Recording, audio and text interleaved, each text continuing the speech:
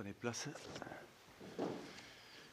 Mes chers collègues, notre commission d'enquête poursuit ses travaux avec l'audition des représentants de l'entreprise Microsoft. Nous recevons M. Marc Mossé, directeur juridique et affaires publiques de Microsoft Europe, et M. Mathieu Coulot, directeur juridique de Microsoft France. Cette audition est diffusée en direct sur le site internet du Sénat. Elle fera également l'objet d'un compte rendu publié. Et je vous rappelle, pour la forme qui convient aux commissions d'enquête parlementaires, qu'un faux témoignage devant notre commission d'enquête serait passible des peines prévues aux articles 434-13, 14 et 15 du Code pénal. Donc, messieurs, chacun à votre tour, je vous invite à prêter serment, de dire toute la vérité, rien que la vérité, en levant la main droite et en disant « Je le jure ». Monsieur Mossé. Je le jure. Monsieur Coulot. Je le jure. Je vous remercie. Alors, voilà, on connaît notamment parfois en tant qu'utilisateur les domaines d'activité qui sont ceux de Microsoft, du moteur de recherche au cloud, en passant par les logiciels de bureautique, la messagerie électronique, etc. Donc, nous souhaiterions qu'à l'occasion de cette audition, voilà, vous focalisiez, si c'est possible, sur la réponse aux questions que nous allons vous poser, plutôt que nous passions du temps sur une présentation générale. Voilà. Donc je commencerai par deux questions relatives aux données, qui est un sujet évidemment important par rapport au sujet de notre commission d'enquête, la souveraineté numérique. Le Cloud Act permet aux autorités américaines de disposer des données que vous stockez, quel que soit le lieu de stockage. Cela inquiète légitimement les pouvoirs publics français, quand ce sont tant les données personnelles que les données stratégiques des entreprises qui peuvent ainsi être éventuellement pillées. Deux grands groupes vous confient leurs données en utilisant vos solutions de cloud, à l'image de la SNCF, ou nous des partenariats commerciaux avec vous comme Thales ou Quant. Pouvez-vous nous assurer que Microsoft ou ses filiales ne permet pas et ne permettra pas aux autorités américaines, par exemple, de prendre connaissance des données de nos concitoyens et de nos entreprises? Et comment comptez-vous concilier ces obligations avec les règles européennes protégeant les données personnelles, donc le RGPD? Microsoft a récemment changé de discours sur la vie privée en faisant de ce sujet l'un de ses axes stratégiques. Pourtant, une autorité locale allemande vient de constater une infraction au RGPD. Il y a une semaine, l'utilisation du logiciel bureautique Microsoft Office 365 dans les écoles du Land de Hesse a été déclarée illégale au regard de la loi sur la protection des données. Les données personnelles des enfants seraient stockées dans le cloud Microsoft de façon peu transparente et accessible aux autorités américaines. Que doit-on croire, les paroles ou les actes? Cette question est importante car Microsoft est également prestataire du ministère de l'Éducation nationale de notre pays, la France. Voilà quelques questions. Je passerai ensuite. Tu veux prendre la parole, Gérard? Non. Je trouve que c'est une question que, en tout état de cause, j'aurais posée. Je me réjouis que nous ayons en face de nous un responsable national et un responsable Europe, ce qui permet d'avoir une vision globale sur cette question. Non, je poserai d'autres questions sur d'autres sujets, mais ce sujet est majeur. Vous avez la parole, monsieur Mossé. Monsieur le Président, Monsieur le rapporteur, Mesdames les sénateurs, d'abord, merci de nous donner la possibilité de répondre à un certain nombre de questions qui sont effectivement souvent posées et pour lesquelles il est, je crois, assez utile d'apporter un certain nombre de précisions parce que ce sont des sujets compliqués et sur lesquels parfois certaines lectures qui peuvent être faites des textes ne sont pas suffisamment précises pour qu'on puisse pleinement fixer le cadre dans lequel se mettent en œuvre ces différents processus.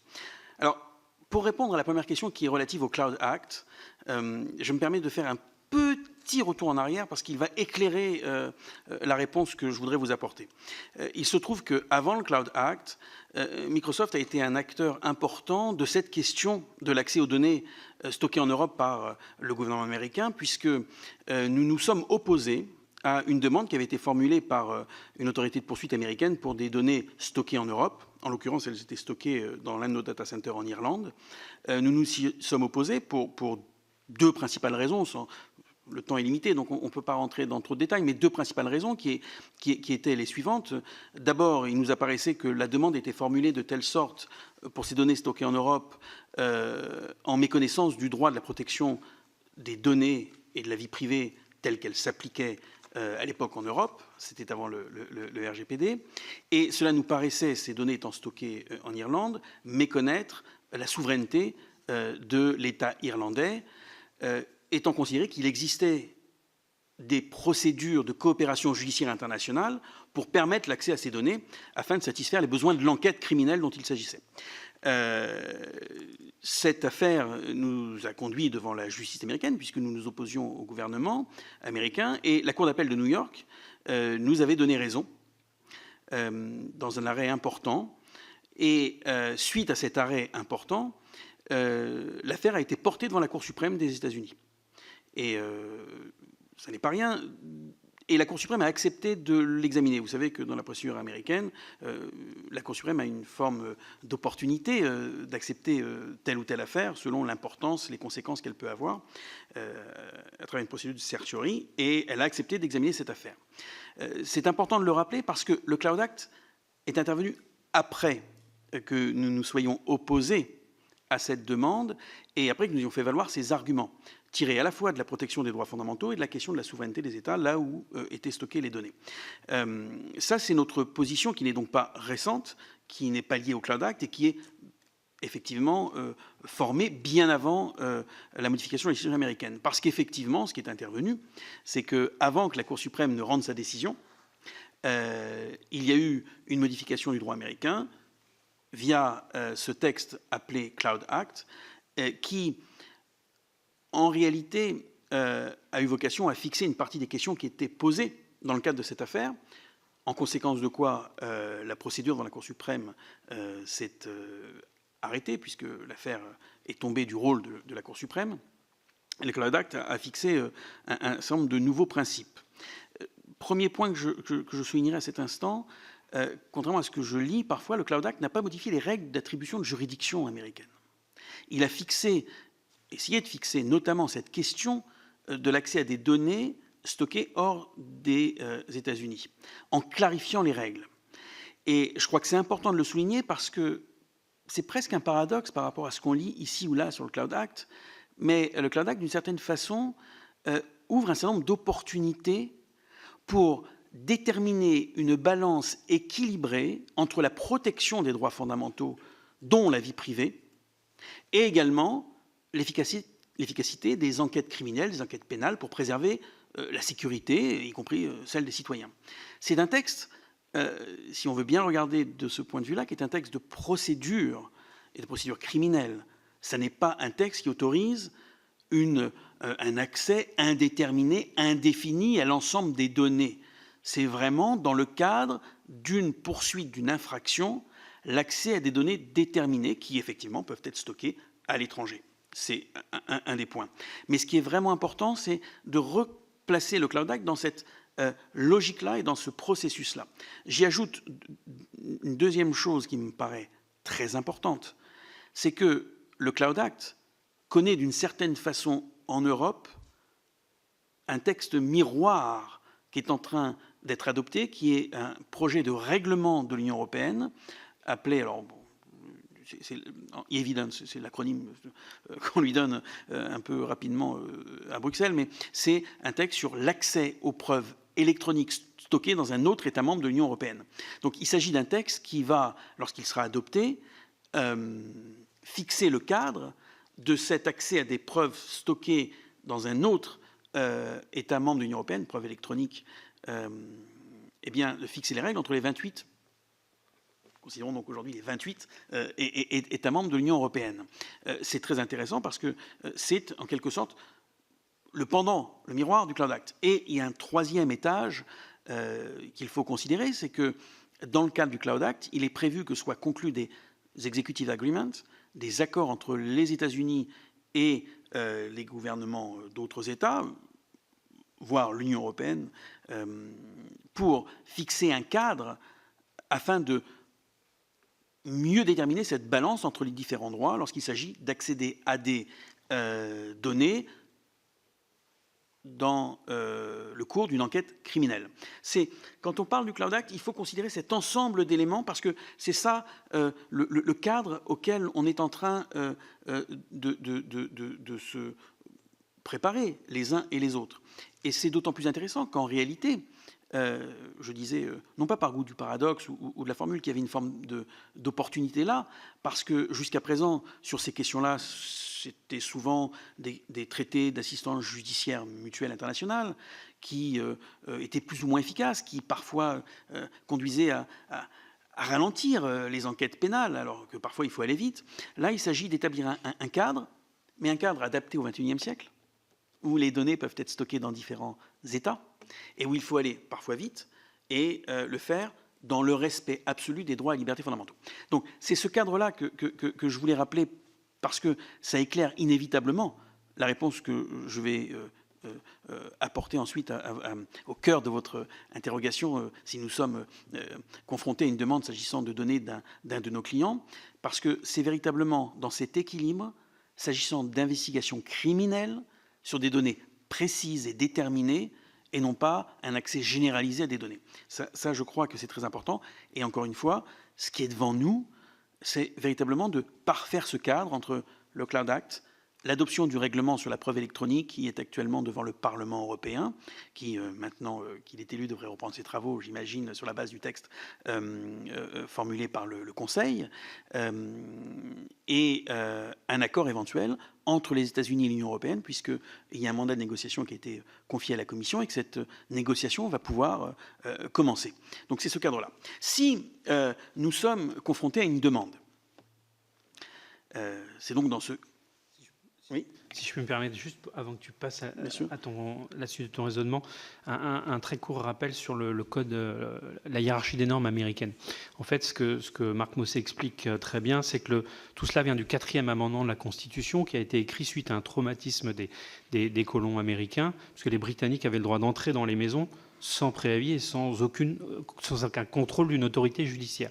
Donc, 4e amendement, on place sous ce 4e amendement le code de procédure criminelle, qui lui-même contient le Stored Communication Act, c'est-à-dire le régime juridique d'une donnée stockée, et le Cloud Act vient amender, Cloud Act qui est un acronyme, Cloud, qui vient amender ce Stored Communication Act. Donc ça correspond à peu près à notre code de procédure pénale ou notre code pénal. Donc le Cloud Act intervient vraiment dans un cadre juridique très déterminé. Voilà ce que je souhaitais ajouter avant que tu passes à l'opérationnel. C'est parfait. Je trouve ça très précis et ça correspond parfaitement à la logique dont il s'agit, parce que ce que tu viens de dire, c'est que nous sommes dans le cadre d'une procédure sous le contrôle d'une autorité judiciaire indépendante. En l'occurrence, si un mandat est demandé, ce sera un juge indépendant qui acceptera ou non qu'il soit mis en œuvre. Et le procureur devra, s'il s'agit d'un warrant, d'un mandat, faire la démonstration qu'il existe des présomptions sérieuses qu'un crime a été commis, qu'une infraction a été commise, et qu'il y a des raisons de penser que les données dont il est fait demande se trouvent sur le compte ou dans l'espace de stockage de la personne concernée. C'est un point important parce que c'est sur cette base-là que le juge acceptera ou pas, que la Cour acceptera ou pas, de donner ce mandat. Et c'est sur la base de ce mandat, pour répondre à votre interrogation, que l'on répondra ou pas. Sachant que, et ça c'est un point très important, sachant que le département de la justice américaine a rendu public un livre blanc en avril 2019, une sorte de série de recommandations et de, je dirais, guidelines, je cherchais le mot en français, le principe directeur, voilà, excusez-moi, permettant d'éclairer la façon de mettre en œuvre ce texte. Et l'une des recommandations importantes qui est faite, c'est qu'il est demandé aux procureurs fédéraux d'abord chercher à s'adresser directement, s'agissant par exemple d'une entreprise, à l'entreprise dont on voudrait obtenir certaines données d'un compte particulier, s'agissant d'une infraction particulière. C'est une recommandation très précise qui est faite aux aux procureurs fédéraux, ce qui conduit à considérer que le fournisseur d'accès ne sera interrogé que si cette option n'est pas possible pour des raisons que nous connaissons très bien en procédure pénale française, si pour les besoins de l'enquête, cela poserait un problème de s'adresser directement à l'entreprise et pour des raisons évidentes de sécurité de l'enquête. Exemple de demande, les avis juridiques, par exemple. Les avis juridiques internes aux entreprises qui veulent se protéger, se préparer, etc. C'est un exemple. C'est un excellent exemple. Illustratif. C'est un excellent exemple. Mais là, je ferai observer que malheureusement, le Cloud Act n'a rien à voir dans cette affaire. C'est le droit français qui est trop faible de par lui-même. Ça n'a rien à voir avec le numérique, ça n'a rien à voir avec le Cloud Act, ça n'a rien à voir avec qui que ce soit du monde digital, ça a à voir avec le fait que malheureusement, les avis des juristes internes des entreprises en France ne bénéficient pas du principe de confidentialité. Je préfère le principe de confidentialité que legal privilege, qui est un concept de droit anglo-saxon, et que ces juristes n'en bénéficient pas, alors que la plupart des grands États en bénéficient, ne serait-ce qu'en l'Union européenne. Il s'agit de, entre 18 et 20 États de l'Union européenne qui bénéficient de ce principe de confidentialité pour les juristes d'entreprise. Ce qui fait que quoi qu'il en soit du Cloud Act ou du digital, les documents dont vous venez de parler, Monsieur le Président, sont, pour les entreprises françaises, moins bien protégés, quoi qu'il en soit. J'observe d'ailleurs, et c'est une question très intéressante, parce que dans le projet de règlement e-evidence, il est prévu, précisément, ça va être l'article 18 de mémoire, mais je ne veux pas dire de bêtises, que s'agissant de données qui seraient protégées par une immunité ou un privilège, donc par exemple pour les juristes entreprises qui auraient le legal privilege dans leur entreprise, eh bien qu'il y ait des garanties supplémentaires. Ce qui fait qu'en droit européen, entre États membres de l'Union européenne, sans même parler du droit américain, les entreprises françaises seront moins bien protégées que leurs partenaires ou compétiteurs ou compétitrices d'autres États membres de l'Union européenne. C'est un paradoxe. Donc votre question est, je trouve, très, très pertinente et mérite qu'on s'interroge. Elle concerne le Parlement français. Où ? Oui. J'observe, si vous me permettez, parce que sur ce terrain-là, ce n'est pas les rapports qui manquent pour suggérer que l'on donne la confidentialité. C'est pas ça qui manque, c'est plus l'idée de le faire, et le dernier, c'est celui de monsieur le député Raphaël Gauvain, qui préconise également ceci. Voilà. Donc, effectivement, ça, c'est une question. Donc, si le procureur ne s'adresse pas directement à l'entreprise et vient vers nous, c'est l'étape suivante. Pour les besoins de l'enquête, il vient vers le prestataire de cloud et lui demande l'accès à telle ou telle donnée, encore une fois précise, au titre du mandat ou du court of order. Deux grandes options. La première, c'est que nous sommes engagés à informer notre client de cette demande, sauf l'hypothèse où cela nous serait expressément interdit.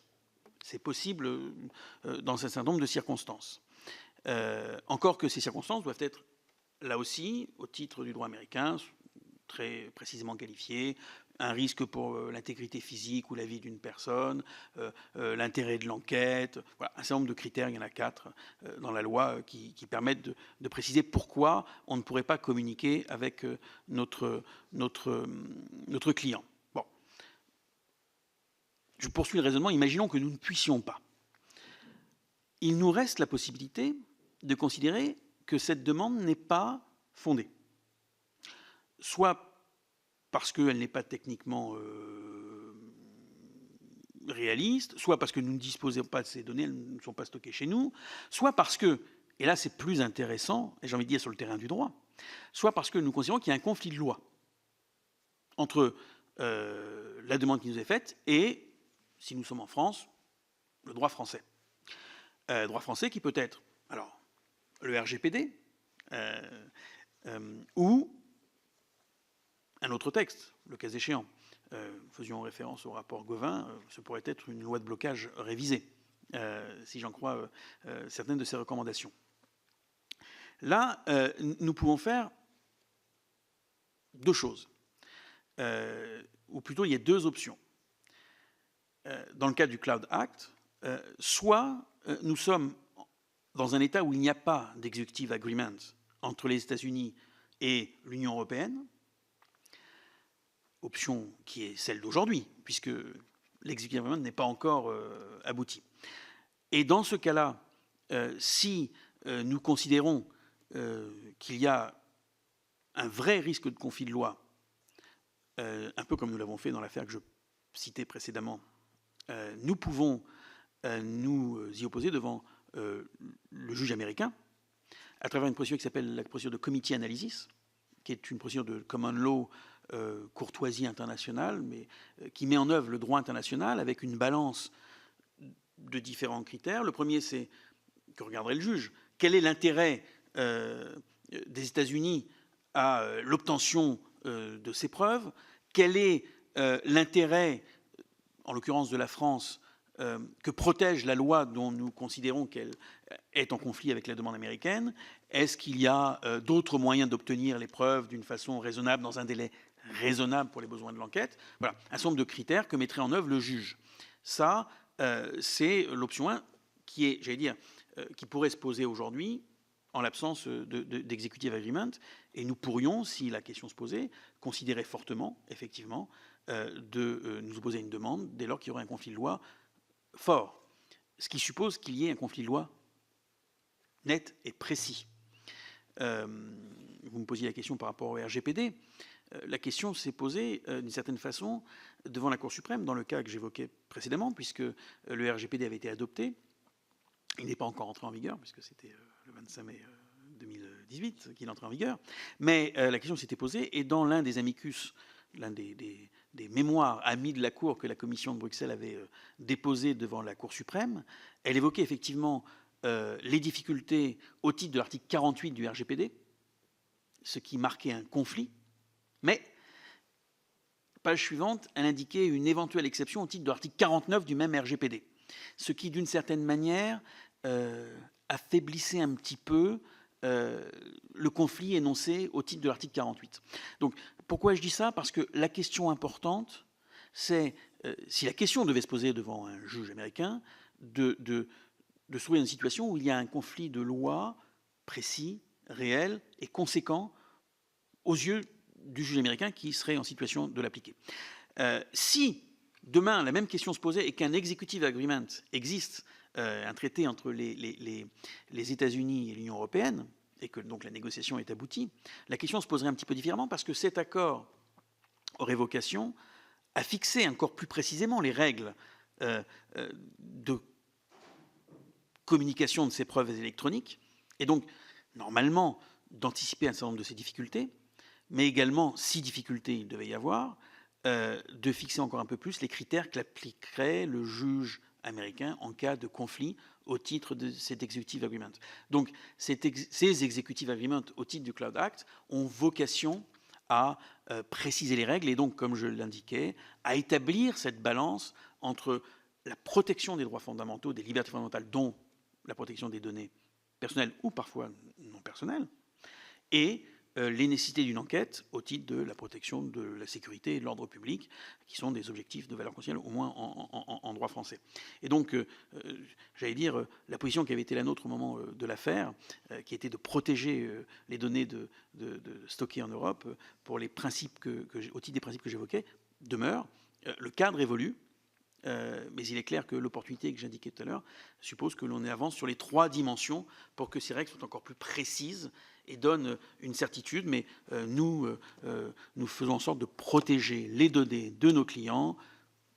C'est d'abord aux clients qu'il faut le demander. Si nous étions saisis, nous l'en avertissons, et s'il y avait un conflit de loi, nous pourrions considérer fortement, si c'est précis, clair, de nous opposer à une demande qui serait en contradiction avec ces règles.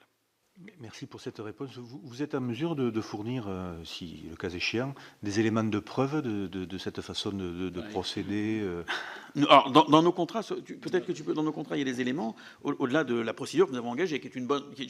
La première preuve, c'est que nous nous y sommes opposés déjà jusqu'à la Cour suprême, ce qui n'est pas tous les jours.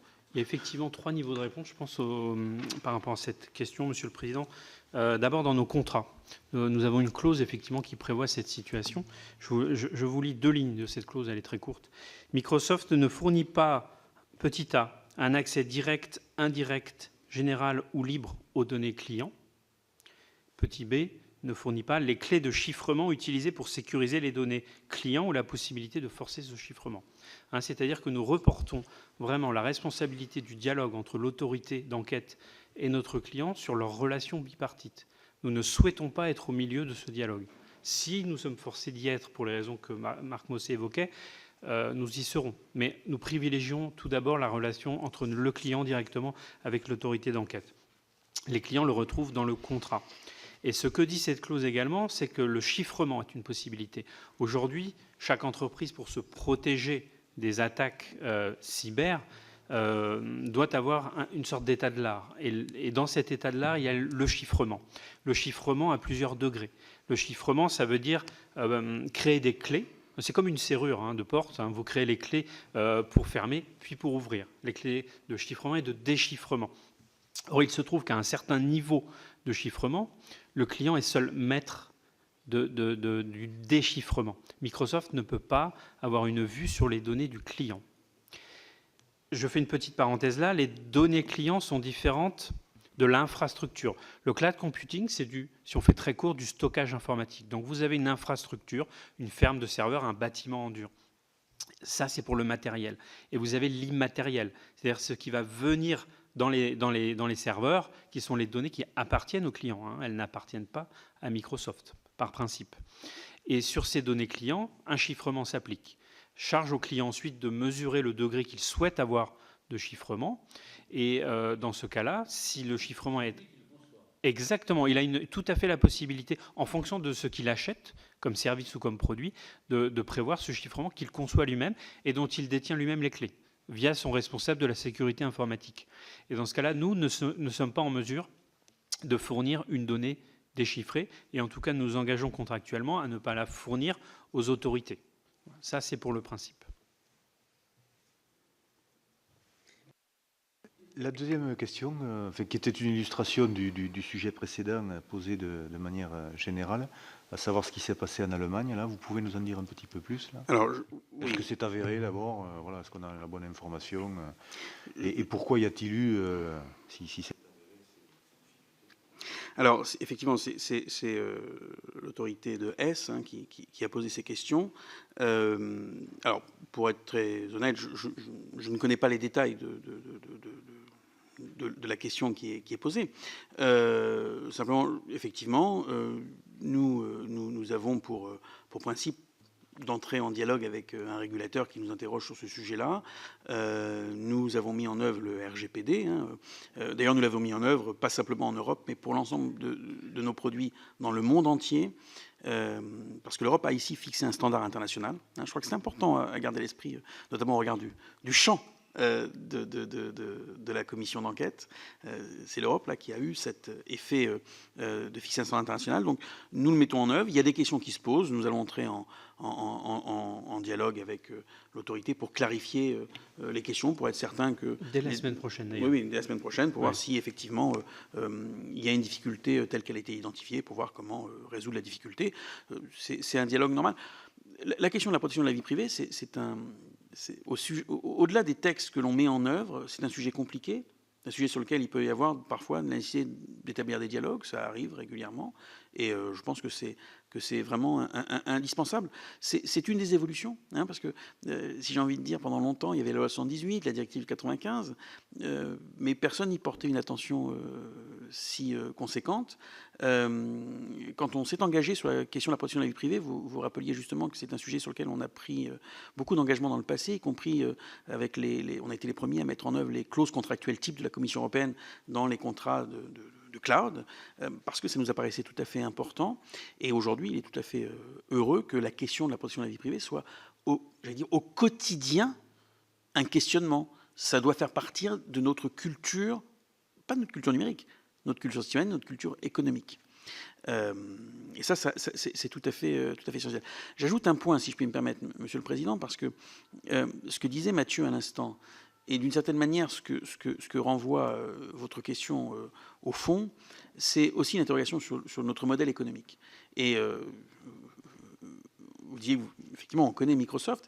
Il y a dans le monde des technologies de l'information différents modèles économiques. Le nôtre n'est pas fondé sur la publicité à partir de données personnelles. C'est un fait objectif, c'est pas un jugement de valeur en quoi que ce soit. C'est juste un fait, c'est pas notre modèle économique. On est plutôt dans des logiques beaucoup de B2B et de B2B2C, si on peut le dire comme ça, c'est pas très élégant, mais ça va plus vite.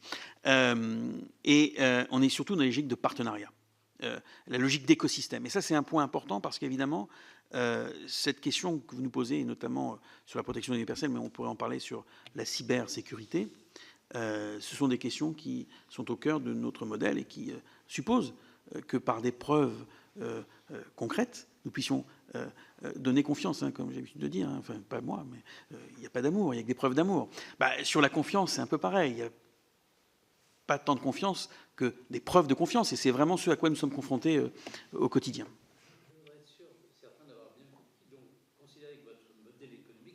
En fait, vous vendez des prestations. Vous ne vendez pas le patrimoine de vos... Les données de nos clients, si je veux dire, sont les données de nos clients. Elles restent leurs données. Nous n'avons pas vocation à, si je comprends votre question, à nous les approprier et en faire le commerce en tant que tel. Ces données... Alors, nous sommes dans une économie de données. Nous, pas seulement Microsoft, notre univers évolue dans une économie de données. Absolument. Et beaucoup d'entreprises qu'on qualifierait de traditionnelles vont devenir des entreprises digitales, numériques, dans le monde de l'automobile, dans le monde de la santé, sans doute dans le monde de l'agriculture également. Donc on est dans un monde de données. Et il y a un usage des données pour apporter des bénéfices. Je vous donne un exemple qui me vient à l'esprit. Par exemple, on a un produit qui s'appelle Skype. Et une des fonctionnalités, c'est ce qu'on appelle Skype Translator, qui fait de la traduction simultanée. C'est fait à travers l'apprentissage par la machine de données qu'elle a des langues utilisées. Il ne s'agit pas d'écouter les conversations. Il s'agit d'utiliser de la donnée pour que la machine apprenne et sache traduire. Il y a une fonctionnalité dans... Je sais pas, bon, peu importe, je ne vais pas citer de produit, mais qui permet, lorsque vous parlez via un autre produit, ou lorsque vous écrivez avec un autre de nos produits, d'avoir des traductions simultanées pour des questions d'accessibilité également, pour un certain nombre de personnes. C'est, d'une certaine manière, d'exploitation de la donnée, mais pas à des fins de commercialisation de la donnée, d'amélioration du produit et de création de fonctionnalités qui vont bénéficier aux personnes. Amélioration du produit, sécurisation du produit. Voilà. Donc, on est dans un monde, oui, bien sûr, où il y a de l'usage de la donnée. Alors ça, c'est certain. Et si vous parlez d'intelligence artificielle, ça suppose de la donnée. Et cette question, elle est bien évidemment une question, d'ailleurs, qui renvoie au titre de votre commission d'enquête. Pour que l'Europe, la France et l'Europe, puissent avancer et accroître leur compétitivité dans ce monde impacté par le numérique et donc dans cette révolution industrielle portée par le numérique, il faut que les entreprises accèdent à la donnée et utilisent la donnée, parce que ça sera une manière pour elles de se développer. Donc les voitures connectées, ce sera sur la base de données. Donc c'est vraiment cette logique-là. Mais il y a une différence entre collecter de la donnée, l'utiliser à des fins pertinente pour soit l'utilisateur, soit l'industriel qui développe des applications, et avoir un usage abusif des données. Voilà. Il faut toujours être équilibré.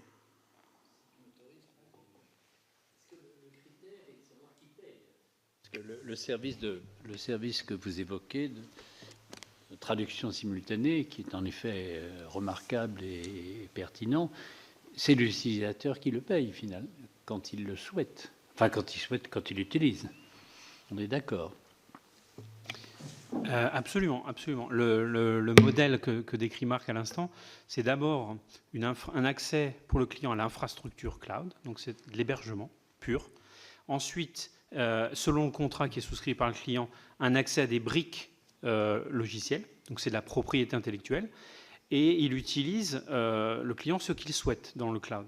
C'est ce qu'on appelle du software as a service maintenant. C'est-à-dire que s'il veut Word et Excel dans la suite Office dans le cloud, il va les chercher et il les ramène sur son ordinateur et il les utilise. Donc c'est exactement ça. Ça fonctionne pareil pour toutes les briques. Je fais évidemment très court, mais ça fonctionne comme ça pour toutes les briques, y compris donc de machine learning, c'est-à-dire une machine qui apprend au fur et à mesure qu'on lui parle le chinois pour qu'il apprenne le chinois. C'est exactement de la même manière. Et il y a, si je puis me permettre, aussi une distinction en informatique. C'est je vous entendais parler de prestation de service. La prestation de service est au niveau de l'intégrateur. Nous intervenons un tout petit peu avant, c'est-à-dire que nous vendons donc cette infrastructure et éventuellement ces briques de logiciels, donc qui sont protégées par le droit d'auteur. Et ensuite intervient l'intégrateur qui va en fait faire communiquer nos outils avec les outils du client final. L'intégrateur, lui, fait finalement le branchement des deux systèmes pour que tout fonctionne correctement. Voilà. La prestation de service est plutôt du côté de l'intégrateur. Nous, nous vivons plutôt comme un fournisseur de propriété intellectuelle.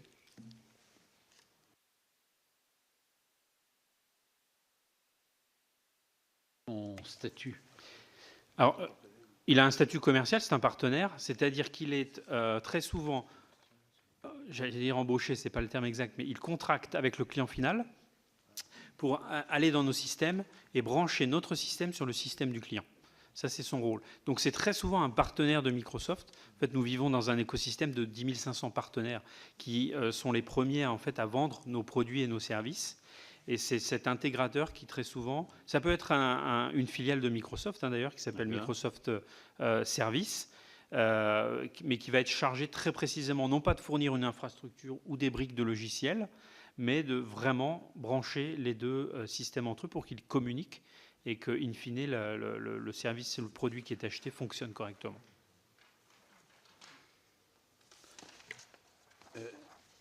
En 2015, votre entreprise annonçait avoir débloqué une somme conséquente de 70 millions d'euros au service de la French Tech. Est-ce que vous pouvez nous dire quel a été exactement le montant investi dans ce but, éventuellement dans quelle start-up ces sommes ont été investies, et si vous avez pris des participations majoritaires ou pas dans ces entreprises? Alors oui, nous avons annoncé en 2015 cette aide à l'écosystème français. Je ne vous donnerai pas le chiffre exact parce que je ne le connais pas et je ne voudrais pas dire une bêtise, mais deux remarques à cet égard. La première, c'est que nous avons un modèle de support aux startups, à l'écosystème des startups, qui ne passe pas par des prises de participation. Nous les aidons à se développer, à grandir et, chose très importante, à accéder notamment à des réseaux de clients nationaux ou internationaux. Vous savez, il y a beaucoup de startups qui ont des superbes idées, mais qui ont du mal à trouver des clients. Et donc, ça peut paraître un peu simple comme manière de considérer les choses, mais leur permettre d'accéder à un réseau de clients ou de partenaires de Microsoft, ça leur permet de se développer. Et à travers l'histoire, avant même d'ailleurs cette annonce de 2015, on avait un certain nombre de programmes autour des startups qui ont donné naissance ou qui ont permis à certaines startups de devenir des géants mondiaux. Je pense à Criteo. Je pense à Talentsoft. Ce sont des startups qui sont... C'est intéressant. Comment vous avez vécu votre relation avec Criteo? Notre relation... Non, très bien vécue. Il se trouve que Criteo est connu en France, donc je saute sur l'occasion. Non, mais c'est un vrai succès. Non, mais vous avez raison, monsieur le sénateur, c'est un vrai succès. Et il se trouve qu'à l'époque, c'est un programme qui s'appelait le programme ID. Sans doute parce qu'à une époque, on pensait qu'en France, nous n'avions pas de pétrole, mais nous avions des idées. Et on avait créé ce programme d'aide aux startups. Bon, je ne sais pas si c'est ça l'origine du nom, mais on avait créé ce programme d'aide aux startups, encore une fois, pour les aider à démarrer. C'est dans ce programme qu'est passé Criteo. Mais très rapidement, encore une fois, il n'y restait pas... c'était 3 ans maximum, et après... Ils vivent sa vie. Ils vivaient leur vie. Mais c'était une forme d'accélérateur, et ils sont passés par là, pareil pour Talentsoft. Donc, et après, ils vivent. Mais nous ne prenons pas... de participation, pour répondre à votre question, directement. En tout cas, ça n'est pas... Je ne dis pas que ça ne peut pas arriver, jamais, mais ce n'est pas l'objet de ces mécanismes-là d'aide aux startups. Sur l'utilisation de ces investissements, plusieurs exemples, et un qui me paraît très intéressant, qui est celui du partenariat avec Station F. vous connaissez bien, où nous avons focalisé en réalité nos efforts d'aide aux startups, notamment sur la question de l'intelligence artificielle. Et les startups que nous aidons dans le cadre de Station F sont toutes des startups qui travaillent dans le domaine de l'intelligence artificielle, pour une raison évidente, c'est que c'est un des champs de développement de l'économie numérique et de l'économie par le numérique, et qu'il est important de développer des champions français dans ce domaine-là et des champions européens. Ce qui me permet, parce que c'est un point que ce n'est pas la question que vous me posez, mais c'est la réponse que je voudrais vous apporter très rapidement à cet instant. La question que je ne vous pose pas. Non, mais parce que au-delà de ce montant et au-delà de tout ce que nous avons fait donc concrètement pour aider ces startups, il y a quelque chose qui me paraît et qui est né en fait. C'est l'idée qui a présidé au programme ID avant qu'il ne devienne Bisparck et qu'il ne soit dans ce partenariat avec Station F. C'est que souvent, il y a eu cette idée, en France et en Europe, que nous avions perdu la bataille du logiciel, que nous ne pouvions pas nous développer dans ce domaine-là. Et aujourd'hui, le nouveau discours qui s'assale un petit peu, c'est nous serions perdus entre d'un côté les États-Unis, de l'autre côté la Chine, et la bataille serait perdue. Et à l'époque, nous disions non, ça n'est pas vrai. La France est une terre de logiciels. Historiquement, elle est une terre de logiciels. Elle est d'autant plus qu'il y a cette anecdote. On dit souvent derrière les succès de la Silicon Valley, il y a souvent un ingénieur français. Et c'est souvent vrai.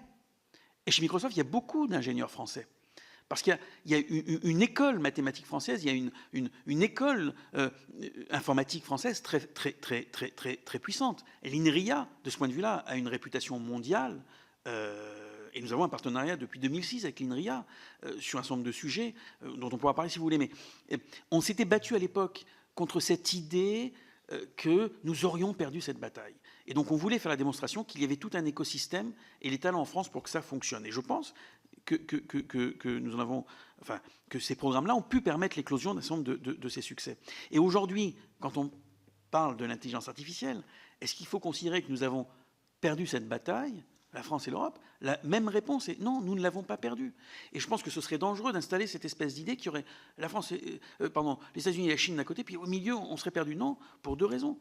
Pour les raisons des fondamentaux que j'évoquais, pour le fait que l'Europe porte des valeurs qui sont des valeurs qui peuvent clairement, fortement permettre de cadrer un certain nombre d'évolutions sur le respect des droits et libertés. Et ça n'est pas indifférent, on parlait du RGPD. Et parce que, et ça c'est quelque chose qu'on ne doit jamais perdre de vue, une bonne partie de cette révolution industrielle, ce n'est pas simplement le développement d'une économie numérique, mais le développement de nos grandes entreprises ou de nos PME grâce au numérique. Un des grands enjeux, c'est de faire en sorte que, en se transformant par le digital, elles deviennent aussi des acteurs de cette économie portée par le numérique. Et donc, l'intelligence artificielle, nous avons développé des écoles pour l'intelligence artificielle en France. À l'horizon 2020, on en prévoit une vingtaine, avec des partenaires comme Orange, comme Capgemini.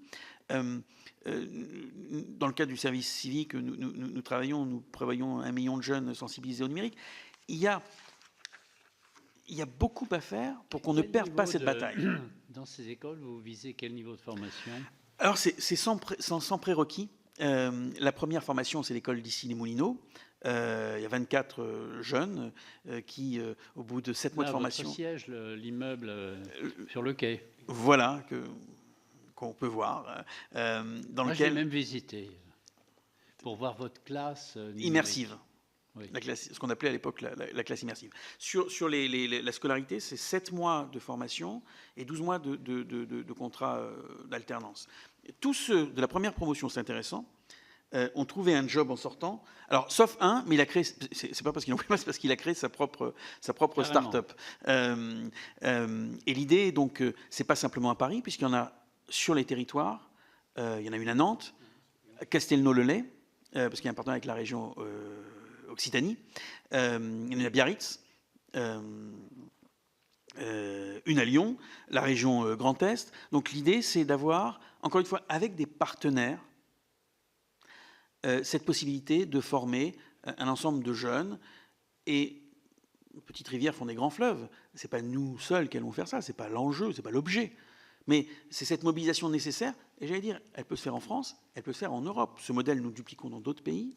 Et quand j'entendais la présidente, la nouvelle présidente de la Commission parler d'une augmentation significative, je crois que c'est un triplement du programme Erasmus+, je pense qu'il y a des pistes là auxquelles on peut réfléchir, notamment pour l'apprentissage ou, chose qu'on ne doit pas négliger, pour les salariés qui sont déjà en poste et dont les métiers vont se transformer. Pas nécessairement disparaître, mais se transformer.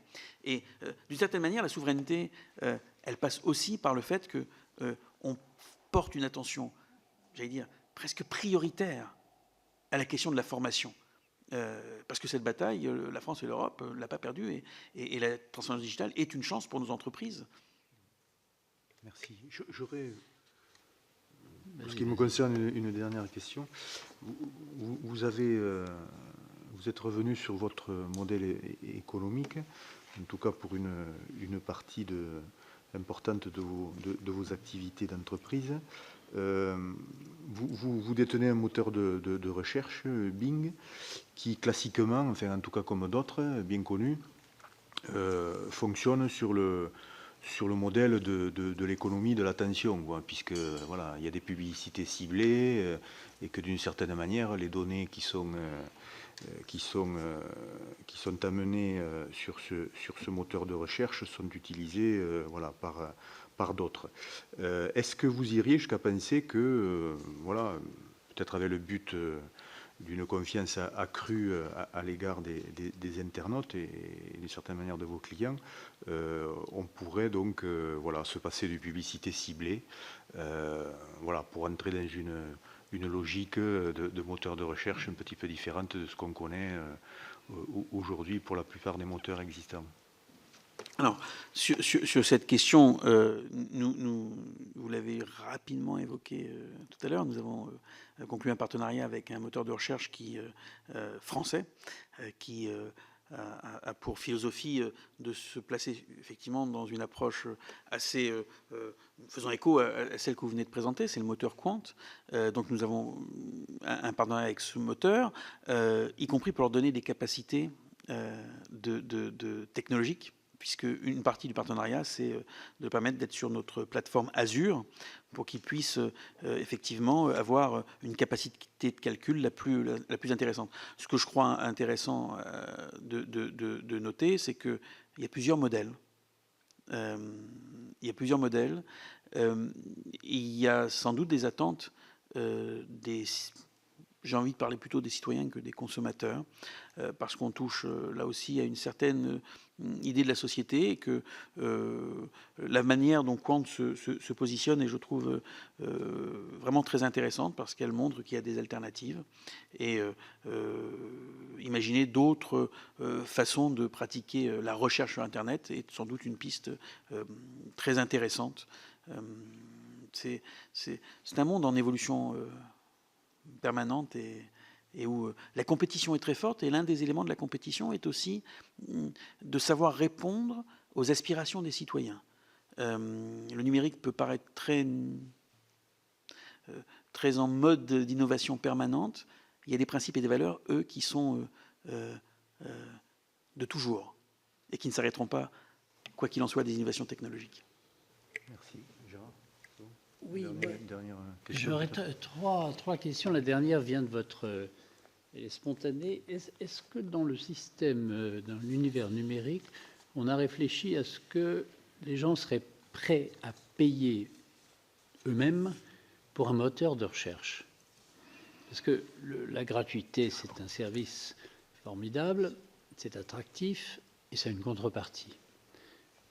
Que maintenant, les consommateurs et les citoyens, mais j'apprécie votre différence parce qu'en effet, on a les deux comportements sont distincts, découvrent. Et les citoyens ont peut-être envie parfois de payer pour avoir un service de citoyen qui ne serait pas forcément ruineux, mais dont l'économie serait différente d'un moteur de recherche de consommateurs. D'ailleurs, c'est un petit peu ce qui se passe dans les encyclopédies en ligne, où on paye un peu, pas beaucoup, et selon les cas. Et cette économie marchande, pour vous, est-ce qu'elle a du sens? Ça, c'est une petite parenthèse à la suite de votre observation.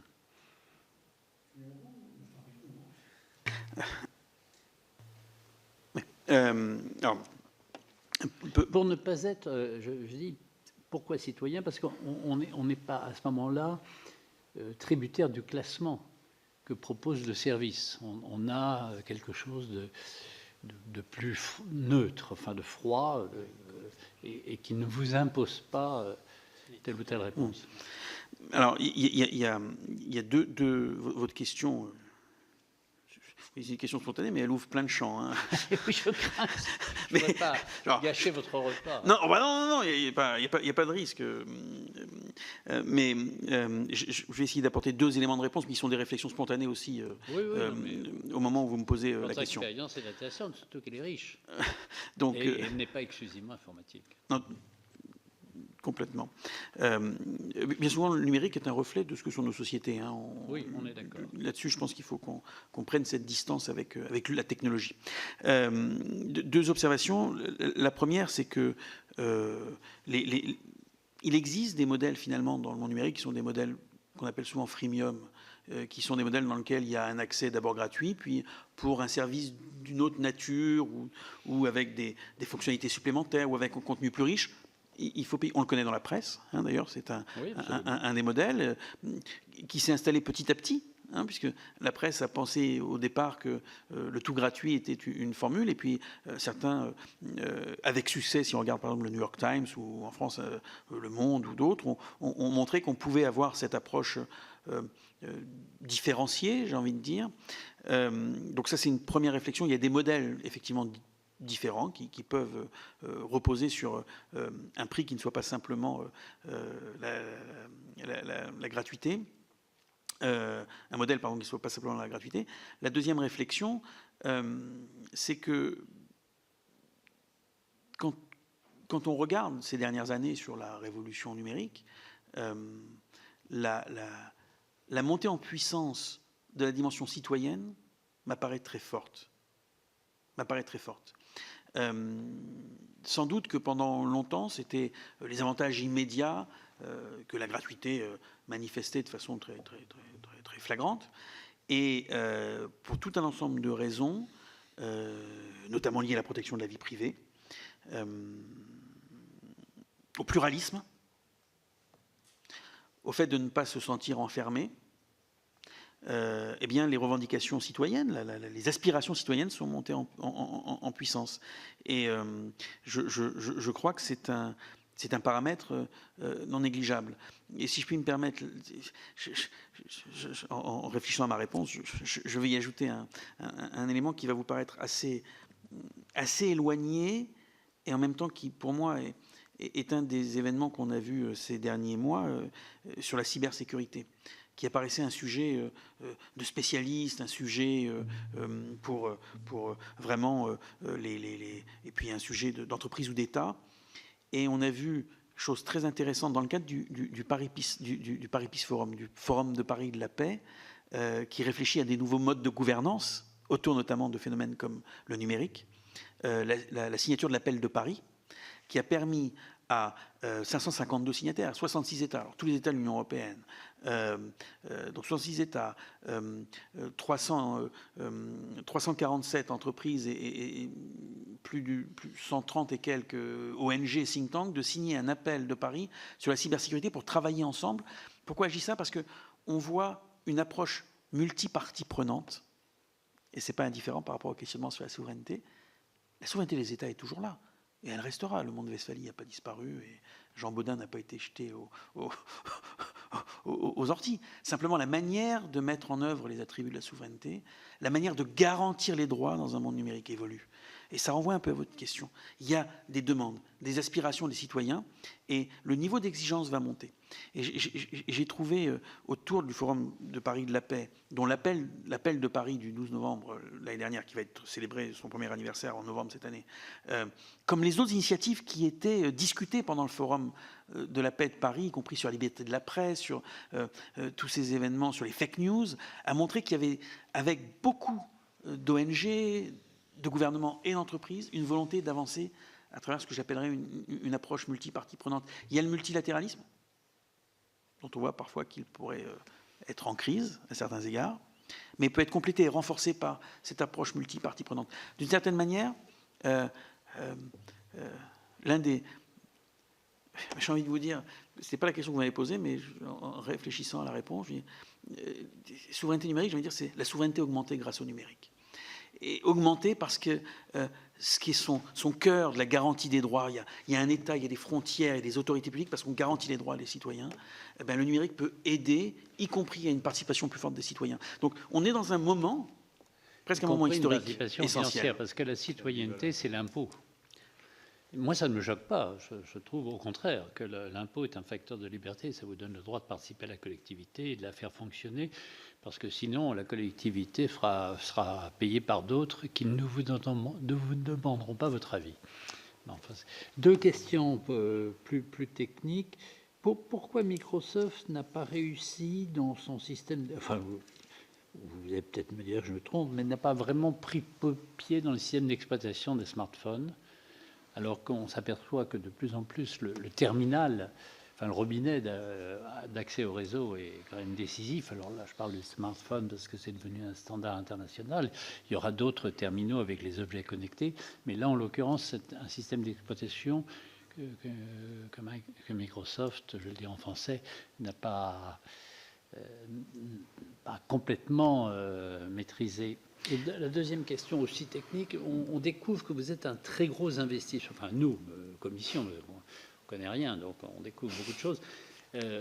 Enfin, moi, je découvre en tous les cas que vous êtes un gros investisseur dans les câbles sous-marins. Quelle est votre idée là-dedans?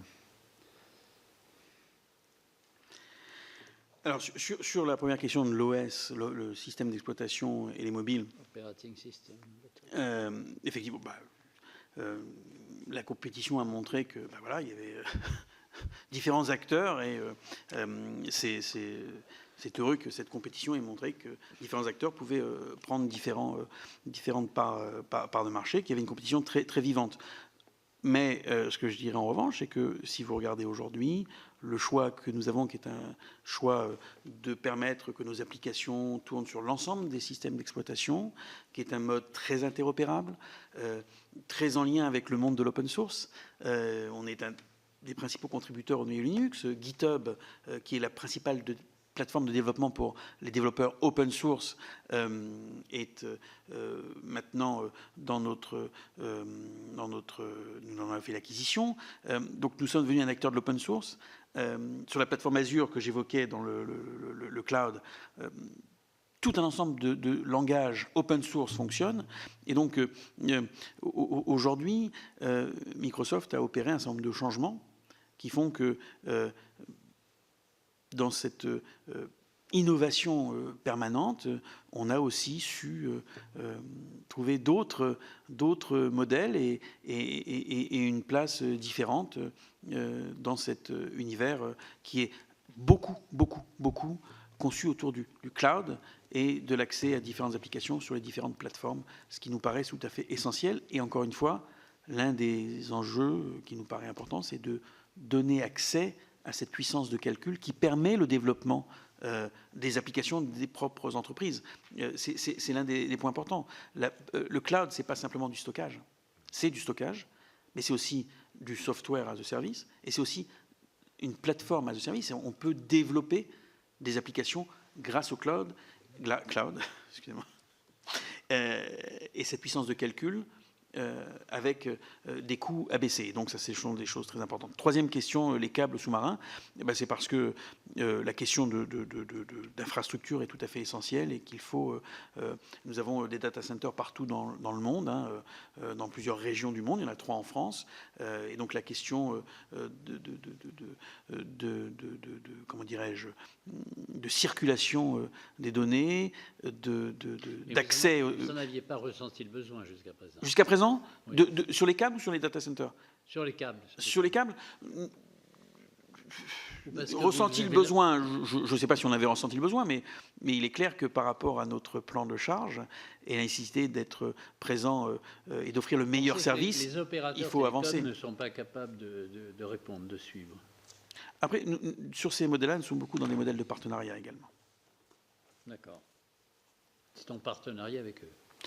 Ça dépend des câbles, ça dépend des modèles. Je ne pourrais pas vous donner une réponse technique précise à cet instant, mais je vais regarder et je la ferai passer par écrit si la Commission veut avoir plus d'informations. C'est important parce que, si vous voulez, quand on écoute les opérateurs télécoms, ils ont le sentiment de passer leur temps à construire des autoroutes sur lesquelles vous circulez plus ou moins gratuitement. Alors, c'est un peu caricatural.